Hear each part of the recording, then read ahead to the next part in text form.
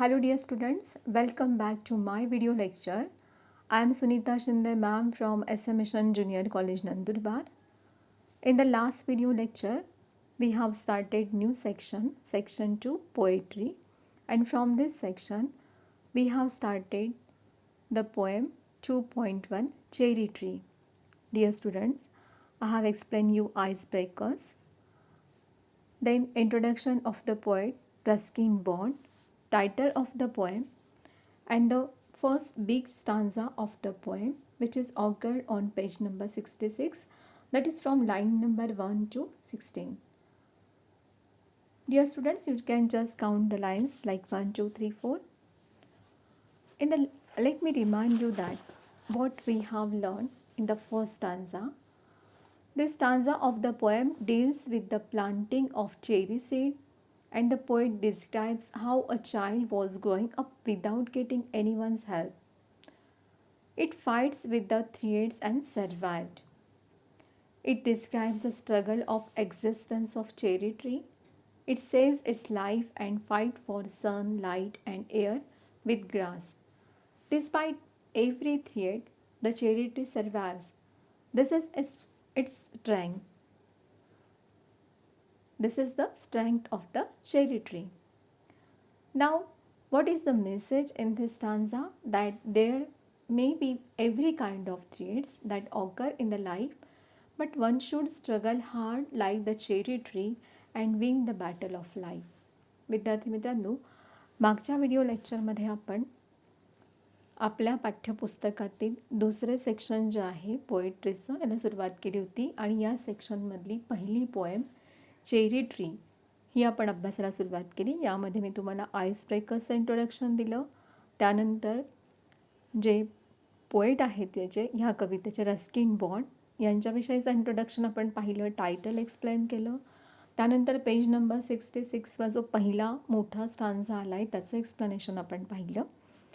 Line number 1 to 16 तुम्ही line मोजू शकतात 1, 2, 3, 4 याप्रमाणे, म्हणजे तुमच्या लक्षात येईल. आणि हे फिगर ऑफ स्पीचसाठी सुद्धा महत्त्वाचं आहे. लाईन वाईज आपण त्याचं फिगर ऑफ स्पीचचं एक्सप्लेनेशन मी तुम्हाला करणार आहे. मग बघा, आता पहिल्या स्टांजामध्ये आपण काय अभ्यासलं, तर ही जी कविता आहे यामध्ये कवी एका चेरी ट्रीचं जे बी आहे तर ते त्या ठिकाणी जमिनीमध्ये रोवतात, आणि त्यानंतर त्याला पाणी दिल्यानंतर ते कम्प्लिटली विसरून जातात. आणि अतिशय खडतरपणे संघर्ष केल्यानंतरसुद्धा हे जे बी आहे हे जमिनीमध्ये रुजतं, त्याचं जे खोड आहे बाहेर येतं. म्हणजे काय की चेरी ट्री हे आपल्या अस्तित्वासाठी संघर्ष करतं आहे, हे या ठिकाणी कवीने दाखवलं आहे. आणि बघा, अतिशय ऊन वारा यापासून संरक्षण, याला संघर्ष देत, लढा देत ते चेरीचं जे झाड आहे ते संघर्ष करतं आणि स्वतःला ते वाचवतं. मग अशा प्रकारे कवीने ह्या स्टांजामधून आपल्याला कुठला मेसेज दिलेला आहे की व्यक्तीने सुद्धा अशा प्रकारे आपल्या जीवनामध्ये संघर्ष केला या चेरी ट्रीप्रमाणे, तर आपण जीवनातली कुठलीही लढाई अगदी सहजपणे जिंकू शकतो. बघूया आता रिमेनिंग पार्ट जो आहे या पोएमचा तो मी आता एक्सप्लेन करणार आहे. Dear students, I am going to explain you the further part of the poem, that is on page number 67. See page number 67. This is very important that all of you must have textbooks with you while learning the poem or while learning any lesson. See on page number 67. For light and air and sun I could only wait as one who watch wandering while time and the rain made a miracle from green growing pain. See what the poet wants to say, that now the poet knew the plant was alive. He was impatient to see it grow further, but he could only wait as the young sapling took its time through the seasons. He felt it was miraculous that the plant was alive and thriving. He was wondered. The poet was completely wondered. बघा विद्यार्थी मित्रांनो, की कवीला हे माहिती होतं की अ, बघा, आपल्या रोपट्याने जीव धरलेला आहे हे पाहून ते मोठे होण्याची आता कवी वाट पाहू लागतो. मात्र ते रोपटे आपल्या गतीने वाढत असतं. बघा, त्याची गती आपण वाढवू शकत नाही. We can't increase the speed. ते बहरत असतं, वाढत असतं. त्यामुळे निसर्गाचं जे ऋतुचक्र आहे ते आपली किमया या रोपट्यावर करेपर्यंत कवीला वाट ही पाहावीच लागणार आहे. I went away next year, spent a season in Kashmir, came back thinner, rather poor, but richer by a cherry tree at my door. 6 feet high, my own dark cherry, and I could scarcely believe it a berry, ripened and jeweled in the sun, hung from a branch just one. And next year there were blossoms small, pink, fragile, quick to fall, at the merest breath, the sleepiest breeze. See, the poet says here that he went away to Kashmir and returned after some time had lapsed. He himself came back thinner, not having much money, but he was thrilled to see that the cherry sapling was now a 6 feet tall tree. He felt so proud of his own cherry tree, and he couldn't believe that there was actually a ripe red cherry hanging from a branch. The next year, the tree bore delicate pink cherry blossoms. The beautiful flowers were so dainty that they would fall at the smallest breeze or slightest breeze. The poet was so happy to see the tree and the fruits. He was very much excited. बघा, नंतर कवी बघा काश्मीरला जातो आणि काही काळानंतर जेव्हा परततो तेव्हा त्याच्या शब्दात जर सांगायचं आपल्याला कवीच्या शब्दात तर तो कृश होऊन परततो, किंवा गरीब होऊन परततो. मात्र आपल्या दारात चेरीच्या झाडाच्या रूपाने आलेले वैभव पाहून तो सुखावतो. 6 फूट उंच वाढलेलं, किती उंच वाढलंय झाड? 6 फीट, 6 फूट उंच वाढलंय. आपल्या चेरीच्या झाडाला कवीला फार अभिमान वाटतो आणि एका फांदीवर एक इवलीशी पिकलेली लाल चेरी चमकताना पाहून त्याच्या डोळ्यांवर विश्वास बसत नाही. बघा विद्यार्थी मित्रांनो, ज्यावेळी आपण एखादं झाड लावतो, त्याचं संवर्धन करतो, संगोपन करतो, त्याला मोठं करतो आणि त्याला जर फळं आणि फुलं आली तर त्याला आपला आनंद खूप मोठा असतो. आपण वर्णन करू शकत नाही. We can't express our joy. पुढच्या वर्षी चेरीचं झाड एका छोट्या छोट्या नाजूक गुलाबी मोहरानं फुलून जातं. ती सुंदर फुले इतकी कोमल असतात की मंद श्वासाने किंवा वाऱ्याच्या इवल्याशा झुळकीने देखील ती सहज गळून पडतील, इतकी नाजूक असतात असं कवीला वाटतंय. ही is very much happy, he is very much excited, he is expressing his Joy, ecstasy. See the next stanza. I lay on the grass at ease, looking up to leaves at the blue, blind sky at the finches as they flew, and flitted through the dapple green, while bees in an ecstasy drank of nectar from each bloom, and the sun sank swiftly, and the stars turned in the sky, and moon, moths, and singing crickets, and yes, I praised night and stars and tree, that small the cherry grown by me. See, the poet expresses his joy. The poet returns to the present after thinking back on how the tree came to be there. He is lying on the grass under the tree, looking up at the evening sky, showing between the branches and leaves overhead. He watched the birds darting about, the bees hovering over the sweet flowers. As the sun set and stars appeared at night, there was the noise of crickets. Cricket is an insect here. This insect is known for his chirping. Moon moths flew about, and his heart sang with joy, thinking of a cherry tree planted so many years ago. See, What is the meaning of dapple here? Dapple means having dark or light patches. Ecstasy, that is feeling of great happiness or joy. Nectar, sweet liquid produced by flowers. See, in cricket is the name of insect here, and this insect is known for its chirping. बघा, कवी या ठिकाणी काय म्हणतोय की चेरीच्या झाडाच्या आठवणीत रमलेला कवी पुन्हा एकदा, बघा, भूतकाळात गेलेला कवी पुन्हा एकदा वर्तमान काळात परततो.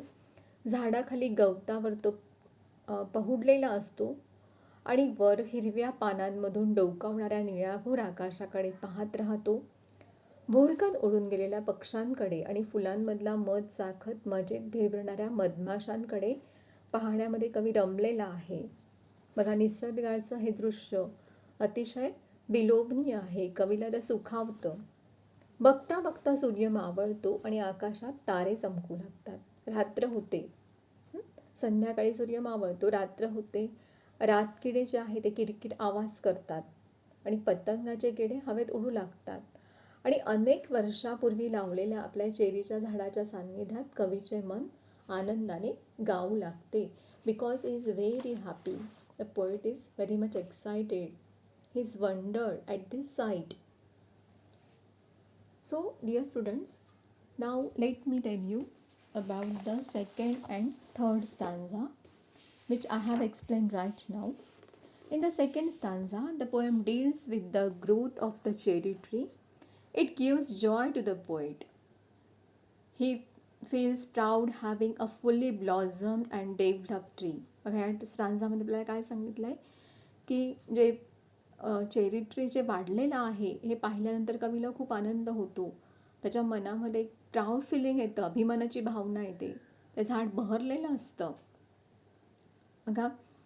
आणि या ठिकाणी बघा, कलर इमॅजिनरी जी वापरली आहे कवीने, तर ही काय दाखवते, तर colour imagery increases the beauty of the extract of the poem. The color imagery depicts the green, dark and pink images here. Then in the last stanza, this is the end part of the poem. It describes the overjoyed the poet who finds a fully grown cherry tree. The poet relaxes under the branches of a cherry tree. It describes the happy mood of the poet. बघा, या last पार्टमध्ये आपल्याला काय सांगितलं आहे की कवी हा खूप आनंदी आहे, ओव्हरजॉईड. आणि पूर्णपणे वाढलेलं चेरी ट्री पाहिल्यानंतर त्याला खूप आनंद होतो. त्या ठिकाणी तो रिलॅक्स झाला आहे, आराम करतो आहे चेरी ट्रीच्या झाडाच्या त्या फांद्यांच्या खाली. त्यामध्ये त्याचा आनंदी मूड आपल्याला पाहायला मिळतो आहे कवीचा.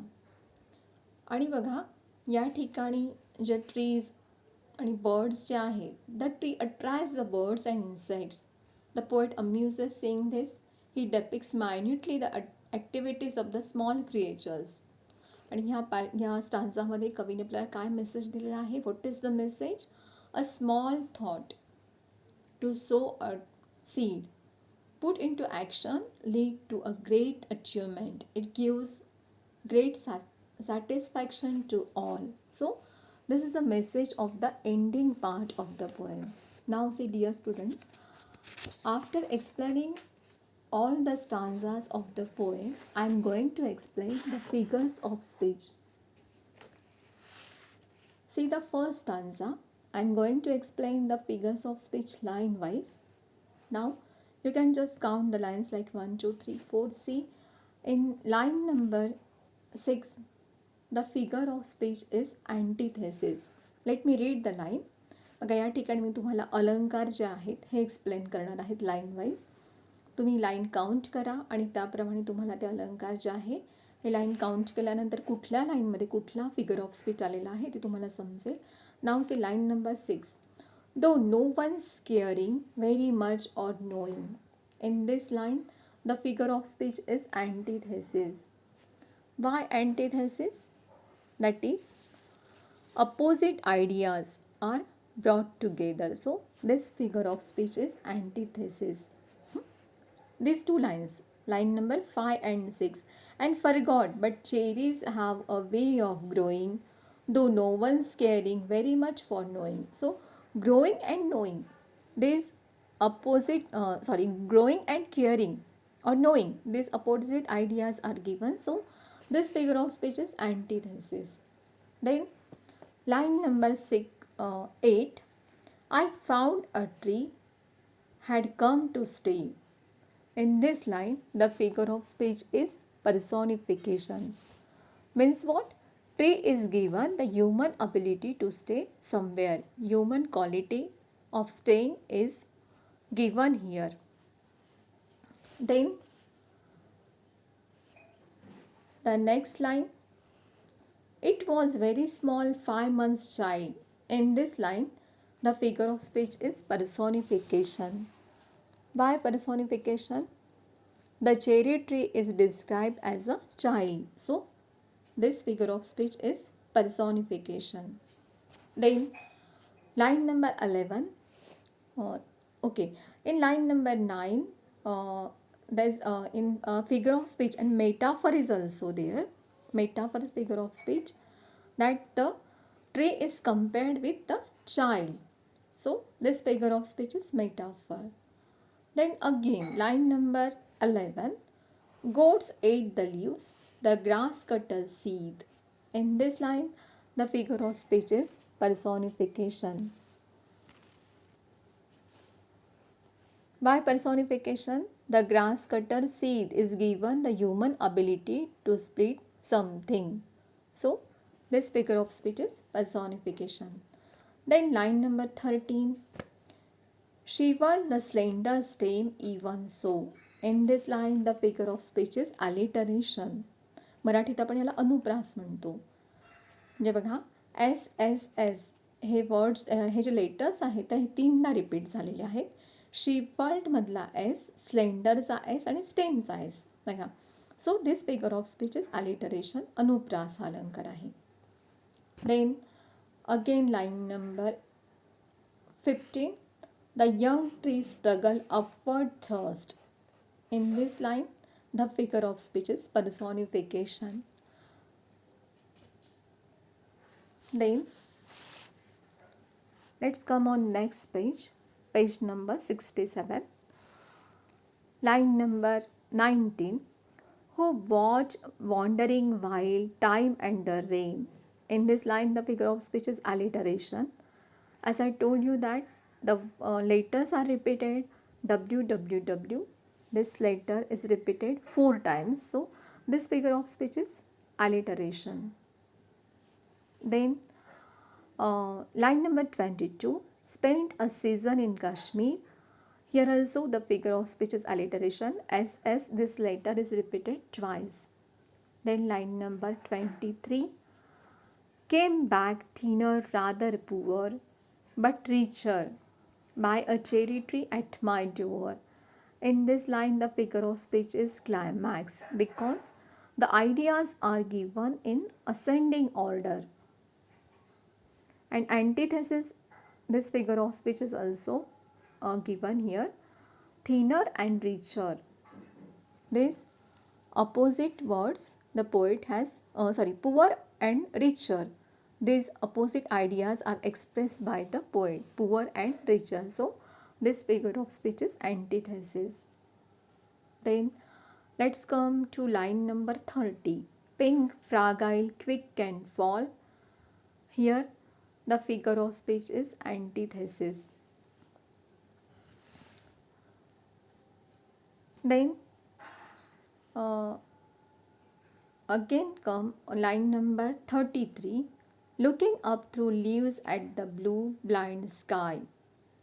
Here, the figure of speech is alliteration and personification. Then, dear students, come on line number 39. And moon, moths, and singing crickets, and I.